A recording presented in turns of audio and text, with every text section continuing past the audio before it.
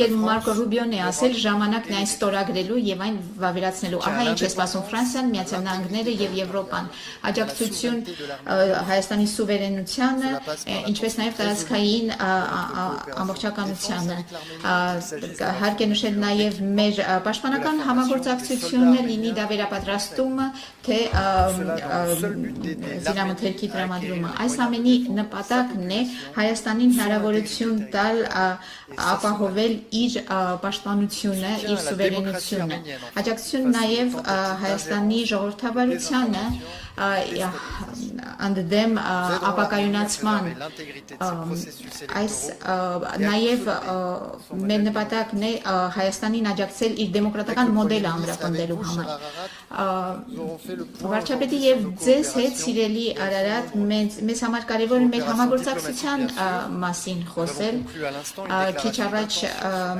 մտադրությունների հռչակագիր ստորագրեցինք մեր երկու նախարարությունների համագործակցության վերաբերյալ։ Միասին նախապատրաստում ենք նաև ապագա օրակարգ օկիանոսների գագաթաժողովը, որը տեղի կունենա Նիսում հունիսի 9-ին, COP17 կենսաբազմազանության մասին, որը մյուս տարի տեղի կունենա Հայաստանում, ֆրանկոֆոնիայի խաղերը, որ 2027 թվականին տեղի կունենան Հայաստանում,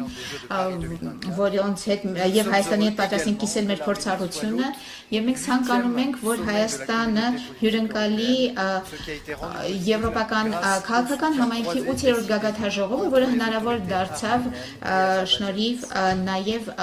Հայաստանի եւ Ադրբեջանի իշխանությունների համաձայնության։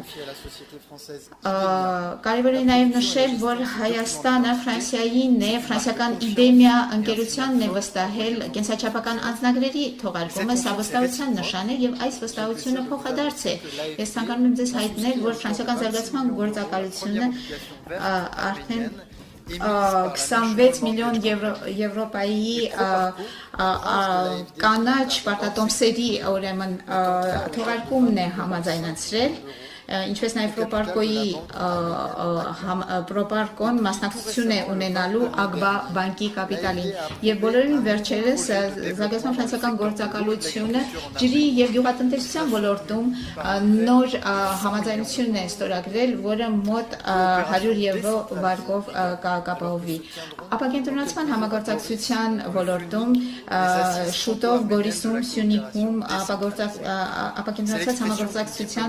կոնֆերանս շուտով տեղի կունենա 5-րդ, սա շատ կարևոր համագործակցություն է մեր երկու երկրների հարաբերությունների միջև եւ որոնք իդեպ նախորդել են մեր դիվանագիտական հարաբերություններին, սա նաեւ քաղաքական